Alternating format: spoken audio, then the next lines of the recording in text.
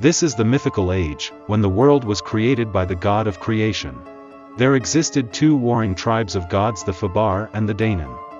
The war lasted for millennia until the prophet Matoya predicted the death of the Danon god king Zabame in the hands of his trusted blade. Zabame feared his trusted general Anas to be the death of him, and imprisoned him and his loyal followers into the darkest labyrinths. Anas implored the death god Hate to free him in exchange for his own life. Freed along with his followers, Anas sought revenge. Now Anas the Holy, he and his followers appeared millennia later upon the Fabar and battled Danon triumphantly. The Fabar god Wika was intrigued with the strength of his vengeance and swore an oath to fight alongside his men. Battles raged on for countless millennia until Anas finally confronted Zabame and defeated him.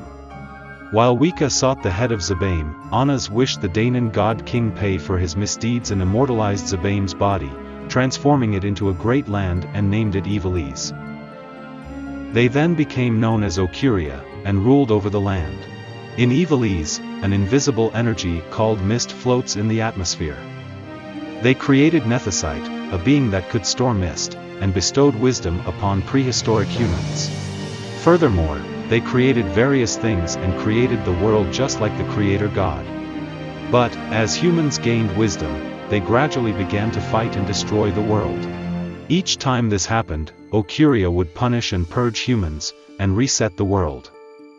At some point, they gave birth to new beings called Espers, who would act as agents to directly rule over humans.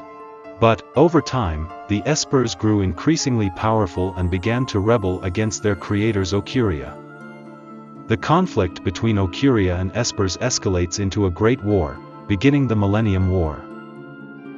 After a long battle, Occuria was victorious, sealing Espers away and using their powers for their own convenience.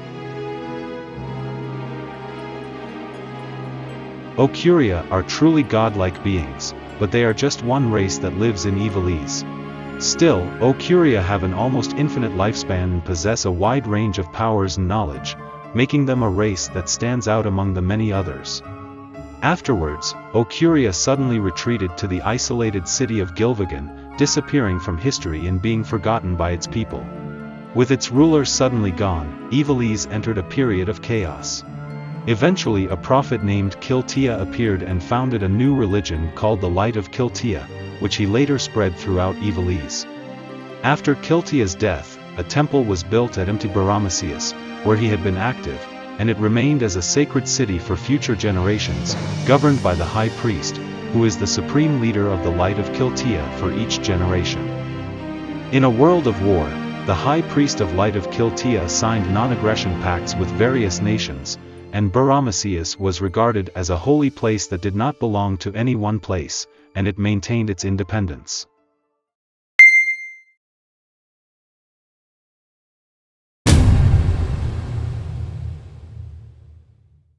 At this time, Occuria, who had disappeared from history for many years, reappears, sets her sights on a certain human, and makes contact with him. His name was Raithwall, a nobleman known for his bravery at the time. Occuria's goal was to give Raithwall even more power and rule the world from the shadows. They possessed a stone called Suncrest that contained an incredible amount of mist energy, and gave Raithwall the treaty blade that could cut it. He used the sword to carve 3 pieces out of the Suncrest: Dawn Shard, Dusk Shard, and Midlight Shard.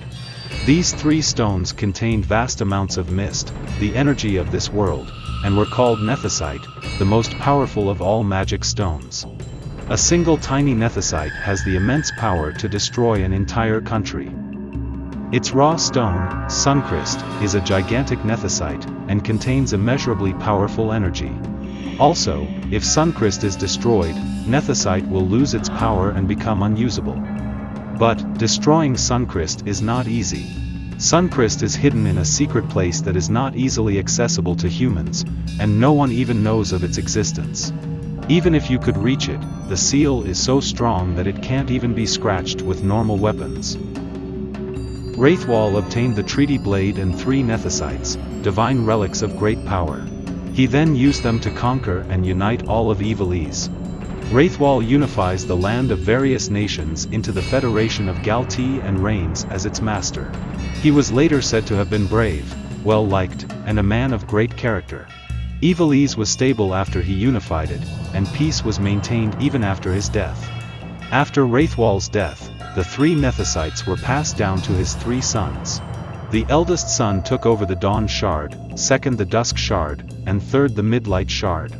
The eldest son took over the Federation of Galti, second son created the new kingdom of Dalmasca, and third son created new kingdom of Nabradia. From then on, each country would manage the Nethicite as a family heirloom and develop accordingly. In accordance with Raithwall's will, Treaty Blade was entrusted to the High Priest, the supreme leader of the Light of Kiltia, and thereafter it was to be cared for as the sword of the Overlord. The fact that Raithwall entrusted the Treaty Blade, the only weapon capable of opposing Nethicite, to someone outside of his clan shows his belief that people should not be obsessed with power alone.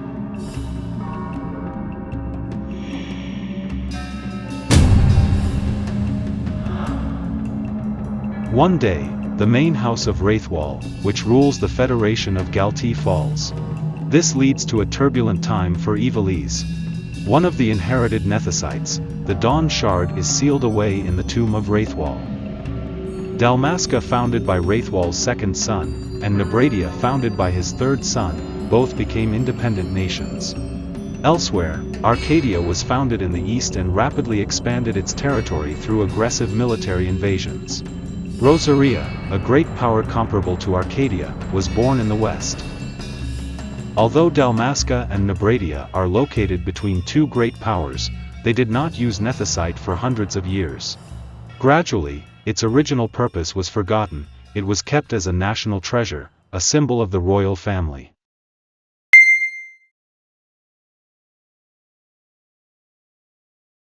A war breaks out in this now great power Archadia. Archadia invades the Republic of Landis and conquers it with overwhelming force. Bash, who was 17 years old at the time, left his country on the brink of defeat and went into exile in Dalmasca. His twin brother Noah was taken prisoner by the invading Archadia. The reason why Bash left the country is unknown. But, his brother's defection came as quite a shock to his younger brother Noah. He soon begins to hate his brother Bash. Later, his older brother Bash, who fled to Dalmasca, grew up to become a heroic general. His younger brother Noah took his mother's surname Gabrinth, and would go on to become famous in Archadia. 8 years later, another incident occurred in Archadia. The Emperor of Archadia is Gramis Gana Solidor. In recent years, Archadia has been ruled by Solidor family, and Gramis is the 4th in line. The struggle for the throne of Archadia has been fierce among the various factions, and if one lets their guard down, they can quickly fall from grace and fall. Gramis had 4 children. But, his eldest and second sons started to rebel, and Gramis made a cruel decision. He decided to execute his 2 biological sons and appointed his third son, Vaan, who was 16 years old at the time, to carry them out. Vaan carries out the harsh orders and kills both of his brothers. We don't know what Vaan was thinking at the time, but we do know that this incident changed something in him. Furthermore, this incident caused Vaan's mother to die from the stress. After that, a psychological rift developed between Vaan and Gramis, and they began to distance themselves from each other. And, Vaan grows into a genius of war and a cold-hearted man.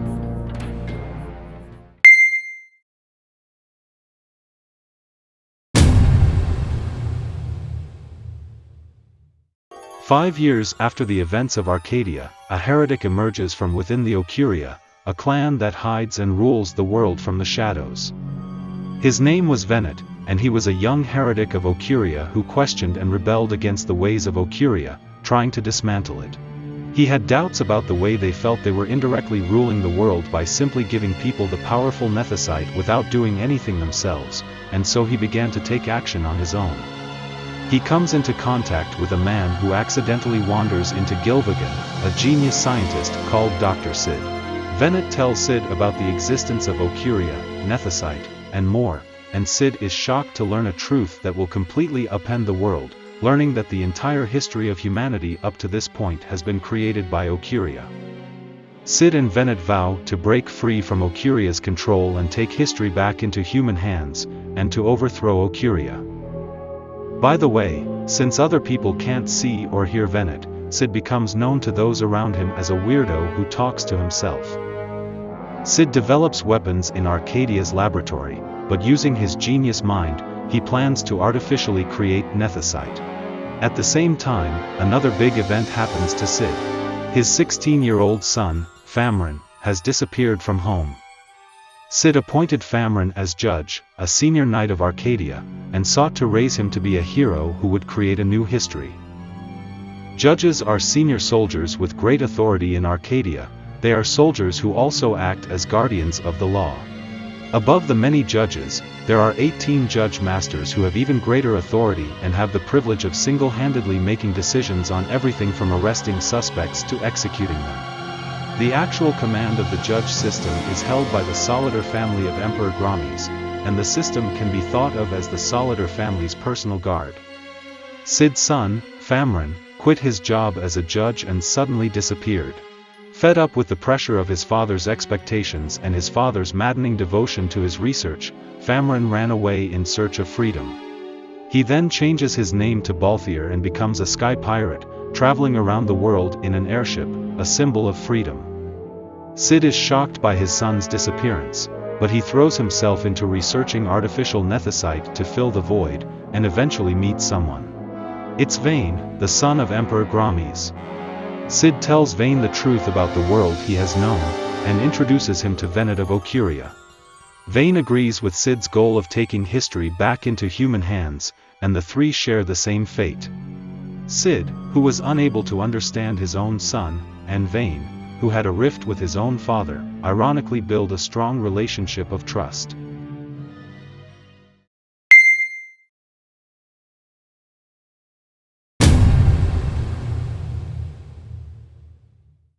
On this day, something joyous was happening between Dalmasca and Nabradia. It was the wedding of Princess Ashelia of Dalmasca and Prince Raithwall of Nabradia. Although it was merely a political marriage to strengthen ties between the two countries, they were deeply in love. The kingdoms of Dalmasca and Nabradia are descendants of Raithwall, the legendary king who once united Ivalice. This is a known historical fact, but the inherited Nethicite was only seen as a symbol of royalty, and no one knew of its power. But, after a few days of happiness, things changed dramatically. At this time, Vaan of Archadia invaded Prince Raithwall's kingdom of Nabradia. Vaan's goal was to take control of Nabradia and Dalmasca, both of which are located in the center of the continent, and to seize the Nethicite that these two nations possess. Cid was trying to create an artificial Nethicite, and he needed a real sample to use. As Archadia advances, another great power, Rosaria, sends an army to Nabradia under the pretext of reinforcing the country. But, Vaan, who had anticipated this, uses his superior military power to defeat Rosaria, making it difficult for Rosaria to move. Vaan engineered a civil war in Nabradia, then took advantage of the chaos to march into Nabradia's capital in the blink of an eye. And so he obtained his objective, the Midlight Shard. This was carried out by Judge Master Zect. He had been ordered by Cid prior to the operation to measure the power of the Nethicite once he had obtained it. Zect knew nothing about Nethicite, but he planned to carry out measurements in a remote location, considering the risk. But, due to a misjudgment by his subordinates, the measurements were carried out in the capital of Nabradia, resulting in the destruction of Nabradia. This resulted in the instant deaths of many soldiers and civilians of Nabradia and Archadia, and Zect's whereabouts became unknown. News of the mysterious incident quickly reaches Dalmasca, shocking everyone. The troops that rushed to Nabradia to provide reinforcements were General Vash, who had defected 7 years earlier and was now considered a hero, and Prince Larsa, who was worried about his homeland. But, Raithwall was killed in this war.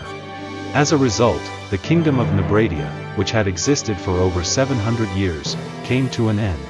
Princess Ashelia of Dalmasca became a widow about 1 month after her marriage. After receiving reports that Nethicite has gone out of control, Cid realizes how difficult it is to control. Using the midlight shard recovered as originally planned, Sid continues his research into artificial Nethicite.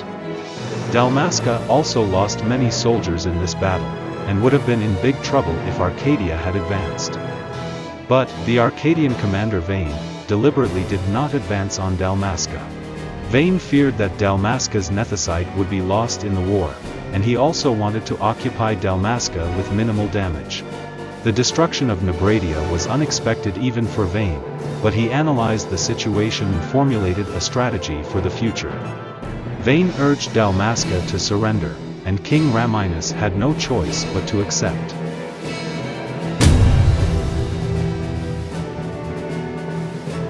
King Raminus of Dalmasca traveled to the Archadia-occupied citadel for the surrender ceremony.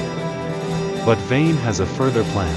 He deliberately spreads rumors that King Raminus will be assassinated by Archadia as soon as the signing ceremony is over.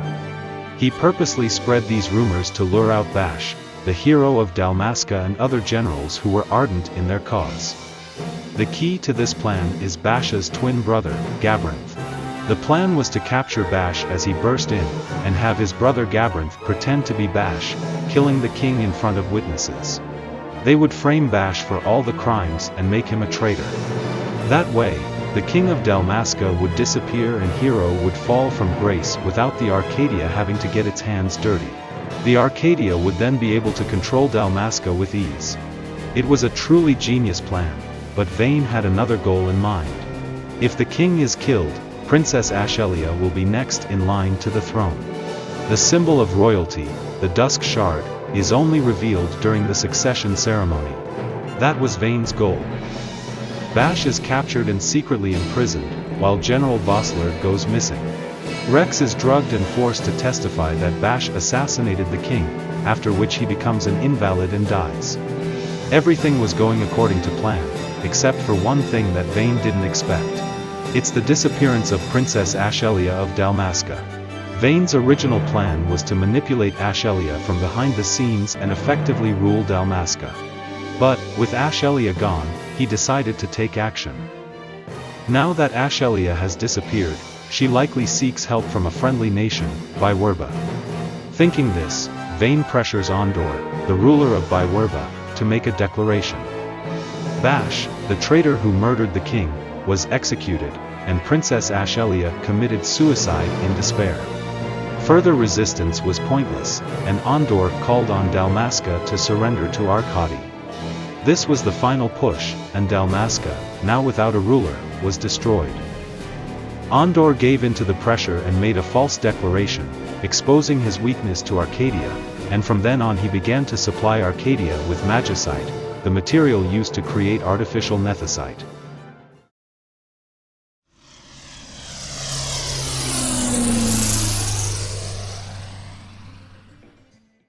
Dalmasca has been completely taken over by Archadia. The protagonist of the story is a 17-year-old young man named Vaan who lives there. Vaan is the brother of Rex, who testified that Bash murdered the king.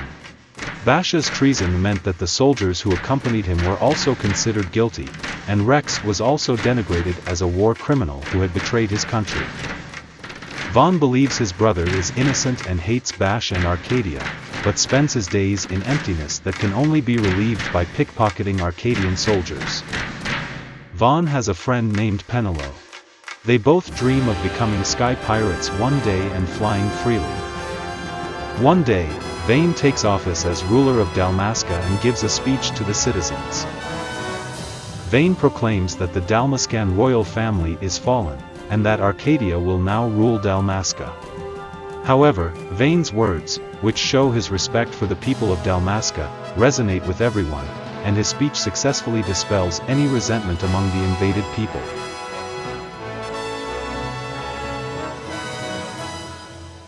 Is Vaan's smile at this moment a laugh of derision at the foolish people who have had their hearts so easily won?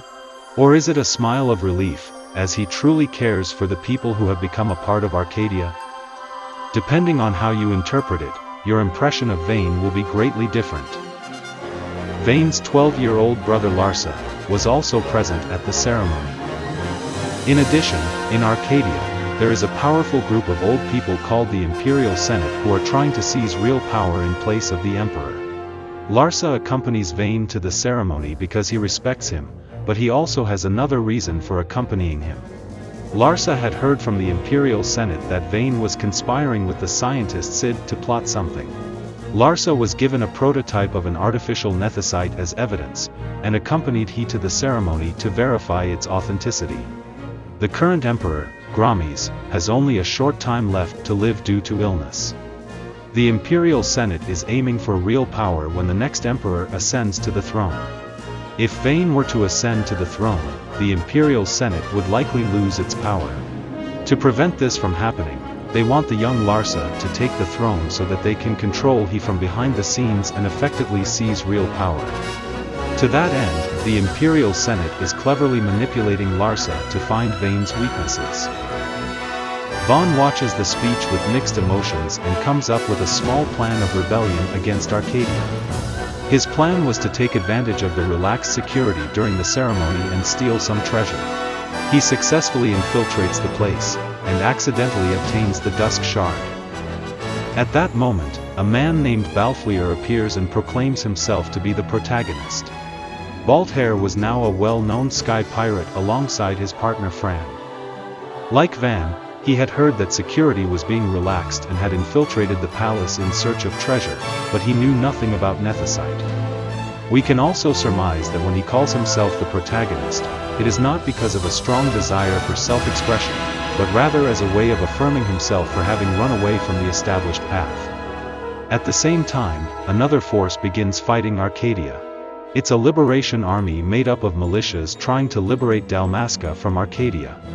Surprisingly, the leader of the liberation forces was Ashelia, Princess of Dalmasca, who had reportedly committed suicide. 2 years ago, General Bash assassinated the king. At that time, another general, Vossler, who acted with Bash, barely escaped the scene and disappeared with the princess.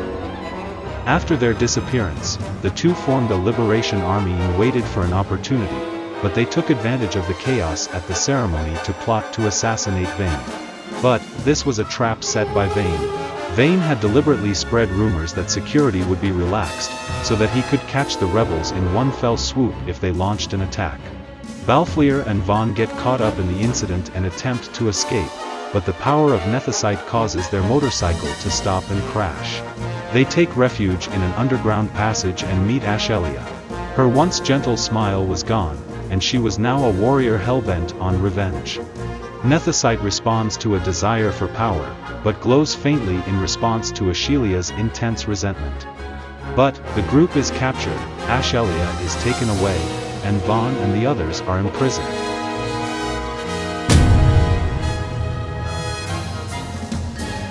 After being imprisoned, Vaan and the others attempt to escape, only to discover a shocking truth underground. They discover General Bash, who was supposed to have been executed as a traitor. Bash and Gabrinth met again for the first time in a long time, but the rift in their relationship was deep, especially Gabrinth's hatred for his brother. Nearly 2 years after the king's assassination, there is a reason why Bash is still alive. They need Bash to threaten Ondor, the ruler of Biwerba, whom Archadia wants to bring under its control. Since succumbing to pressure from Archadia, Ondor has been unable to come to the aid of its friendly nation, Dalmasca, and Magicite continues to be lost to Archadia. Ondor, at Arcadia's command, falsely reported that Bash and Ashelia were dead. If it becomes public knowledge that Bash is still alive, the people will find out that he lied, and he will lose all credibility. As long as Archadia has Bash in her custody, Ondor has no choice but to obey Archadia. But, Judge Master Gabrinth, who acts as Vaan's right-hand man, is also in a complicated position. There are 18 Judge Masters in Archadia, but only a few of them appear in the story. Each Judge Master has different beliefs and ideals. Some were devotees to Vaan, others to Vaan's brother Larsa, but Gabrinth swore allegiance to Emperor Gramis, not Vaan. Gabrinth was a spy sent by the Emperor to spy on Vaan, a genius of war who could become a danger. But, if Gabrinth were to learn some truth that would make him inconvenient for the Solidor family, he would be in a very precarious position where he could be executed by Gramis at any time.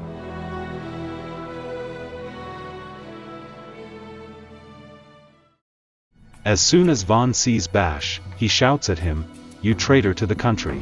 You're my brother's enemy!" But Bash tells everyone there the truth about the king's assassination. Bash was caught in a trap and revealed that the real culprit behind the assassination of the king was his twin brother. He also said that Vaan's brother Rex was a brave young man and that he was truly sorry for getting him involved. But, there is no way to verify the truth of the matter, and Vaan escapes with Bash with mixed feelings. Thus, Nethicite is obtained by Vaan, Ashelia is captured by Archadia, and the next events begin.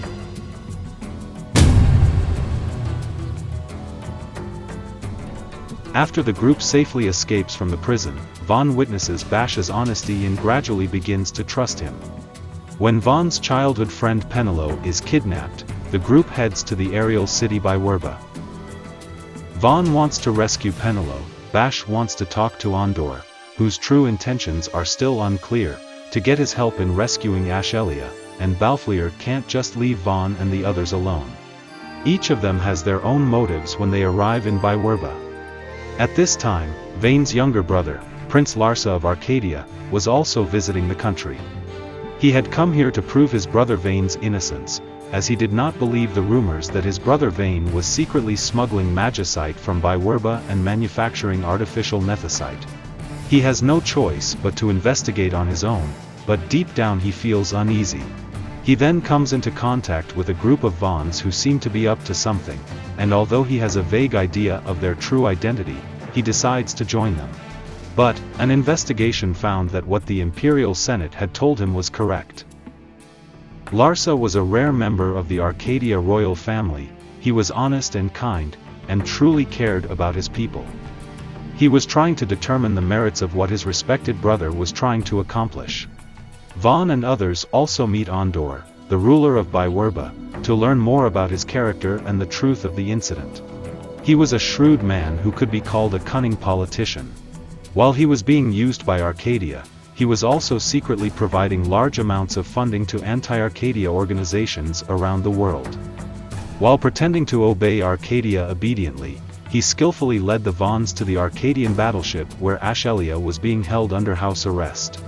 But, to save Ashelia's life, Vaan hands the Nethicite over to Vane's men, after which they all attempt to escape. Larsa was observing the turmoil and realized there was a dark side to Archadia that he was unaware of. In order to find out the truth and question whether it was right or wrong, he let Ashelia and her friends escape. Larsa hoped that by doing so, Arcadia's foundation would become stronger and healthier, but for Ashelia, being allowed to escape was an unbearable humiliation. There was nothing she could do but ask the enemy to let her escape. And that was not mercy, but merely a pawn to further strengthen the hated enemy country. As a member of the royal family of a fallen country, she was painfully aware of her own powerlessness. Even if she wants to change the situation, with her royal proof taken away, she has no power. She is further shocked when her longtime friend Ondor points this out to her. The only remaining possibility is the Dawn Shard, another symbol of royalty, said to be sealed away in the tomb of Raithwall. Everyone accompanies Ashelia in order to obtain the Dawn Shard.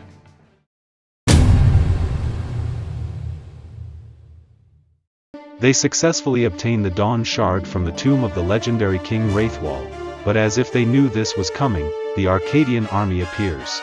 The one to call in the Arcadian army was, surprisingly, Vossler, the general who had supported Ashelia all this time.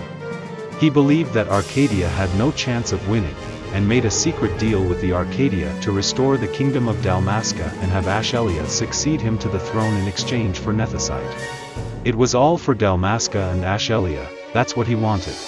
It is also at this time that Ashelia and the others learn for the first time that the symbol of royalty is a stone of great power called Nethicite, and Balfleer learns that Cid is deeply involved in it. Due to the betrayal of Vossler, who loved his country, the Dawn Shard was seized by the Arcadian army, and Ashelia and her companions were taken to another battleship. Judge Master Guise, who had obtained the Nethicite, had been ordered by Vane and Cid to simply take it back without doing anything with it. But, being ambitious, Guise thought that if the Nethicite was powerful enough, he could make it his own and use it to seize control of the world, so he carried out a test of the Nethicite's power. But, Nethicite once again goes berserk, resulting in the annihilation of the Arcadian army. The Dawn Shard lost its power and was returned to Ashelia's possession.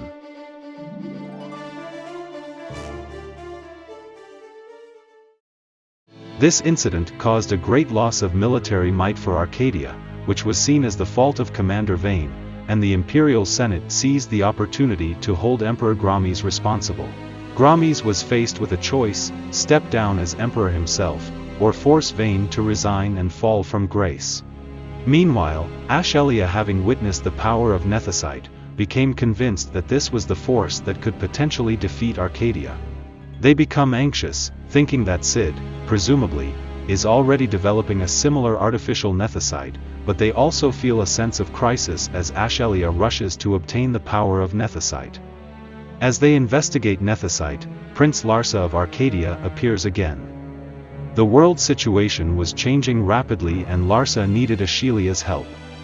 Ondor was secretly gathering anti-imperial organizations and preparing for war under the pretext of liberating Dalmasca from Archadia. If this were to happen, the Western power Rosaria would join the war as reinforcements for Biwerba.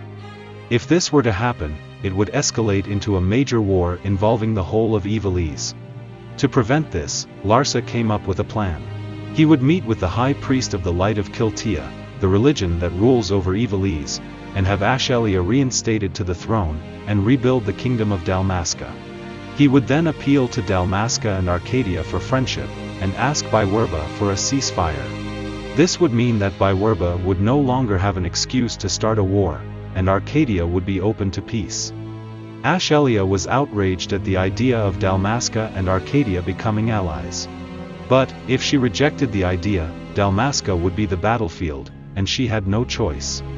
Vaan and Ashelia are trapped by the past, with their brother and husband dead, and seek power to get revenge.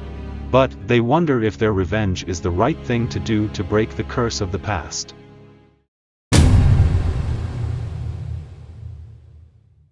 But, Larsa's plan to avert a great war quickly falls apart.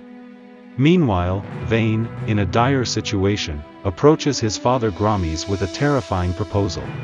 It was the only way to resolve the current situation, and a way to ensure that Larsa, who holds the future of Archadia in her hands, would not be used by the Imperial Senate. It was all for the Solidor family, and although the father and son had been at odds, they understood each other on that point. Larsa and his friends arrive at the High Priest of the Light of Kiltia. At this time, he is calling for a certain person. That person is Al Cid, an influential figure in the Western power Rosaria. Like Larsa, he does not want a great war and intended to take part in the plan to stop it, but the situation suddenly changes. He told them all, Emperor Gramis has been assassinated. His words left them all speechless. Vaan proposed to Gramis that he should die and have the blame placed on the Imperial Senate. Gramis was frightened by his ruthless son, but he knew that it was his past self that had pushed him to do so, and that now, as he was terminally ill, this was the best course of action. Framed for the assassination of the Emperor, the Imperial Senate was dissolved and Vaan assumed full command. Vaan was also aware of Gabrinth, who was acting as a spy for Gramis, and Gabrinth's position was also becoming precarious. As proof of his loyalty, he is ordered to execute Judge Drace, who defied Vaan. Drace and Gabrinth are like-minded comrades, and this is a tough order for Gabrinth to make. Archadia needs Larsa more than Vaan, and Drace's final request to protect Larsa becomes Gabrinth's mission.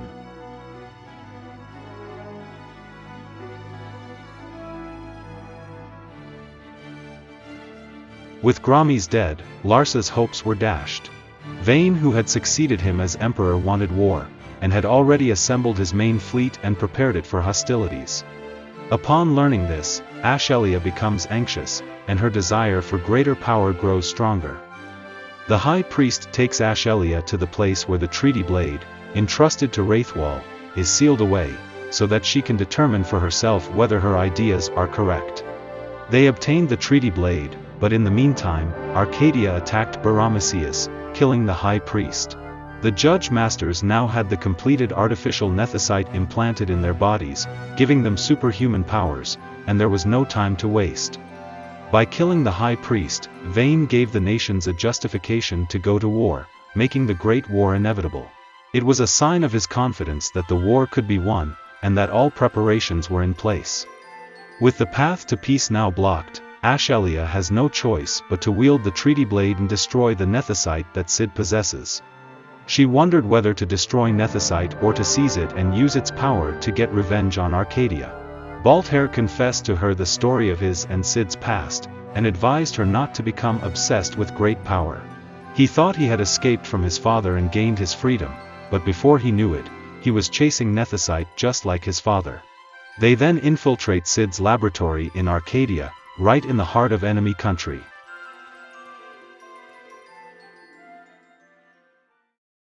The trust between the comrades who shared the good times and the bad grew stronger, and this was no doubt due to Vaan's cheerful personality.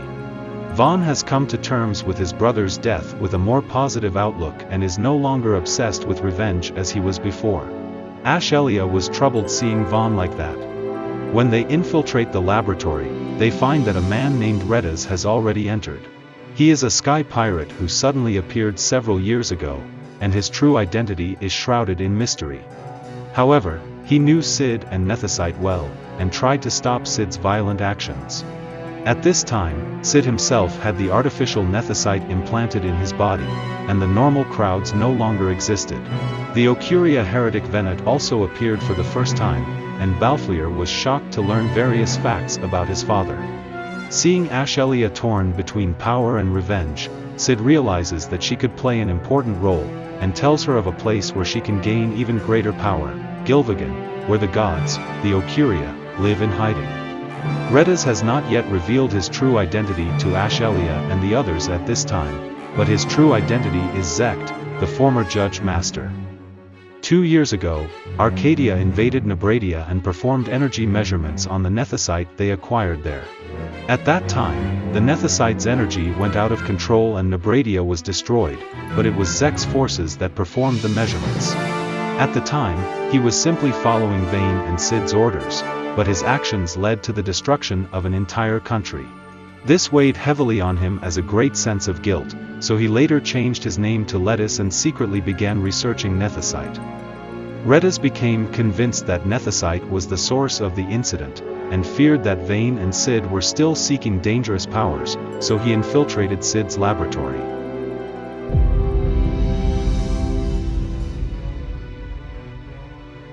Within the sealed great city of Gilvagan lies a gigantic Nethicite, which holds the power to easily destroy the world. It is here that Ashelia meets the god Occuria. They once granted Raithwall his power to unite the world, and the Occuria ruled it from the shadows. They have chosen Ashelia to unite the world this time. The Occuria's goal was to give Ashelia new Nethicite, eliminate the traitor Venet and the artificial Nethicite, and continue to control and manipulate the world from the shadows as before. And that coincided with Ashelia's wish to destroy Archadia. The Occuria used an illusion of Ashelia's murdered husband Prince Rassler, to stir up Ashelia's desire for revenge. They then gave her a new treaty blade and lured her to the location of a suncrest, a giant Nethicite crystal. Meanwhile in Archadia, Larsa tries to persuade Vaan to stop he, but is unsuccessful, and Vaan sends Gabrinth to Ashelia. Gabrintha's task was to determine whether Ashelia would reject her revenge against Archadia or seek retribution. Larsa believes Gabrintha's decision is correct and sends him off. The time has come for Vaan, Cid and Venet to realize their shared dream of making history for humanity. Whether Ashelia gained new Nethicite or destroyed Suncrest, Vaan had the confidence and reason to believe he could win no matter what choice Ashelia made.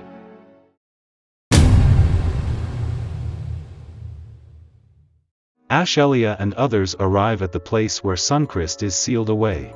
The time for Ashelia to make a decision is approaching, but during her journey with her companions, she begins to understand what she really must do.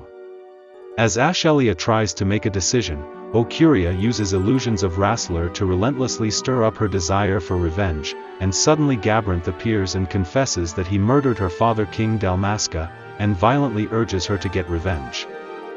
Gabrinth was sent by Larsa, who trusted him to find out whether Ashelia was the type of person who would seek revenge against the Archadia. Why did he betray Larsa's trust and demand revenge from Ashelia? Gabrinth's psychological state at this time was extremely complicated.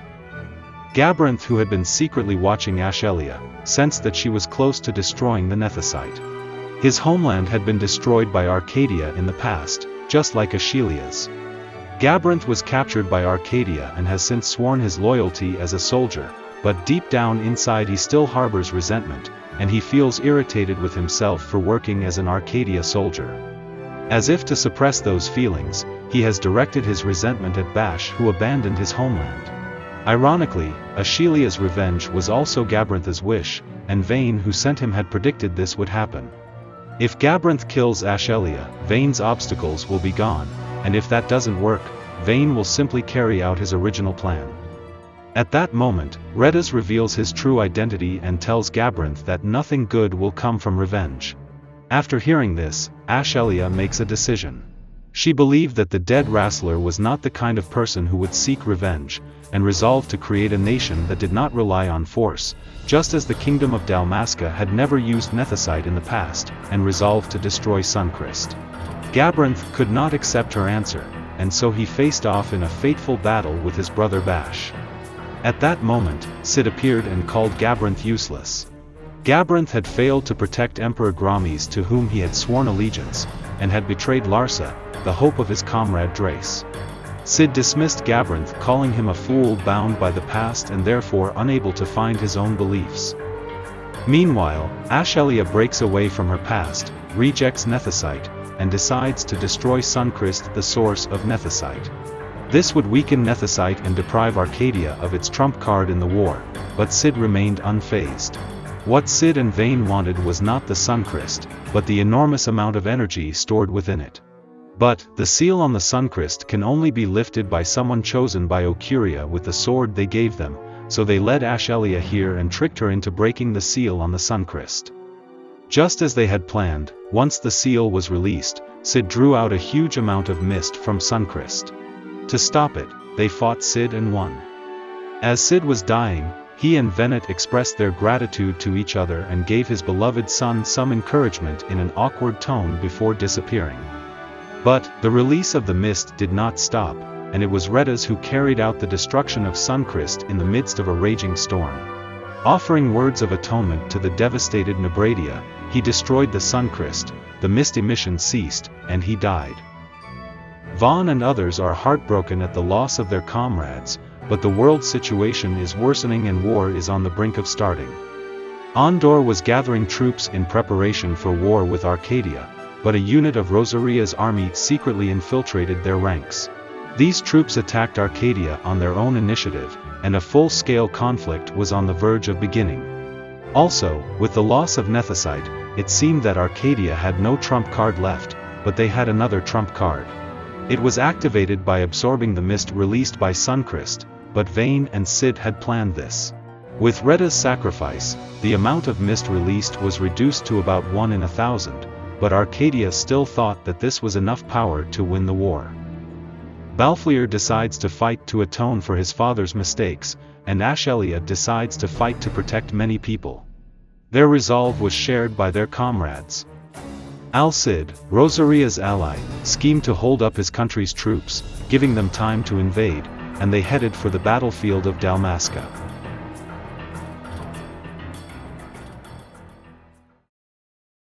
Vaan appears aboard the Bahamut, an aerial fortress equipped with numerous artificial Nethicites.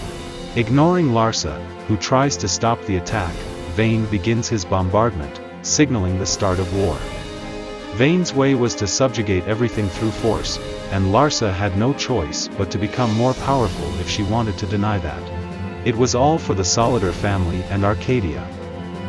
Meanwhile, Ashelia and others, with the help of the Liberation Army, charge into Bahamut and head toward Vaan. Standing before them was Gabrinth, who had lost everything. All he had left was anger towards his brother. And Bash won the fight against him. Bash's wish for his brother was that he want him to continue living and find meaning in life. They finally reach Vaan. Larsa rejects his brother's belief in power as everything, and decides to fight alongside them. Gabrinth also joined the battle to protect Larsa, fatally wounding Vaan. Larsa shielded the dying Gabrinth with his own body, and Bash saw that his brother had finally found a lord to serve. Vaan had planned to become king of the world, liberate the fate of humanity, and then hand himself over to Larsa after accomplishing everything, but he realized that his destiny had come to an end. And so, his comrade, Venet, decided to share Vaan's fate. With Suncrist's destruction, Venet's wish was granted, as Occuria had no means of interaction with humanity. Venet fuses with Vaan, transforming into a grotesque form. Vaan and others win the final battle, and Vaan disappears. They escape from Bahamut.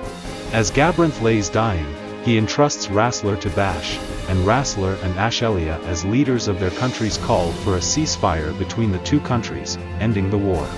But Bahamut begins to crash on Dalmasca, and Balflir and Fran remain aboard Bahamut to stop the crash. Balflir had always said that he was the protagonist of this story, and true to his word he risked his life to save Dalmasca. It was then that Ashelia confessed her feelings for Balflir. The Bahamut then crashes, with Balthair and Fran going missing.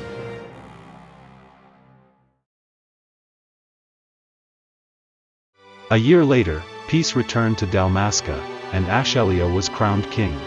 Bash inherited Gabrintha's will and moved to Archadia to serve as Larsa's aide. Balflir, who had been missing, was found to be alive and took Vaan on as his apprentice in the sky piracy. The ring that Ashelia had once worn, which had belonged to her late husband, was a symbol of her being bound to the past, and Balflir, realizing this, accepted the ring from her on the pretext of it being a reward for a mission. However, now that Ashelia has overcome her past, he returns the ring to her. Vaan and Penelope's dream comes true, and they take to the skies as pirates, setting off on a new journey, and the story ends there. And in the distant future, the story of Final Fantasy Tactics begins. Let us consider one final question. Were Vaan and Cid really wrong in what they did? Vaan, Cid, and Venet discovered that human history was being manipulated by Occuria, and began taking action to put a stop to it. As a result, they brought about war, took the lives of many, and their dreams were crushed. Their sins will never disappear, but their aspirations are natural human desires, and they can be considered the liberators of humanity. The three were bound together by a bond, and each strived towards the ideal of human liberation even at the cost of their own lives. People in future generations will think that Vaan and his comrades' defeat of Vaan was a huge mistake. These are the words of the game's production staff. In other words, with Vaan gone, humanity was freed from Occuria's control, and they missed a golden opportunity to write their own history. With Suncrist destroyed, Occuria is no longer able to bestow their immense powers upon humanity for the time being. But, there are still plenty of other ways in which Occuria can interact with humanity. It has been confirmed that none of the Occuria are dead, and that they possess Nethicite that is more powerful than Suncrist. This means that humanity is in a state where it would not be surprising if it were to be taken over by Occuria again. What will happen to humanity and Occuria from now on? It's fun to let your imagination run wild and enjoy this story. In the distant future, Ivalice has been devastated by a legendary cataclysm known as the Great Collapse, and civilization has been lost. Final Fantasy Tactics depicts the world after that disaster. The cause of this catastrophe has not been revealed, but it may have been caused by Occuria. What do you think? Well, that's all for this video. Thank you for watching for such a long time. See you again soon.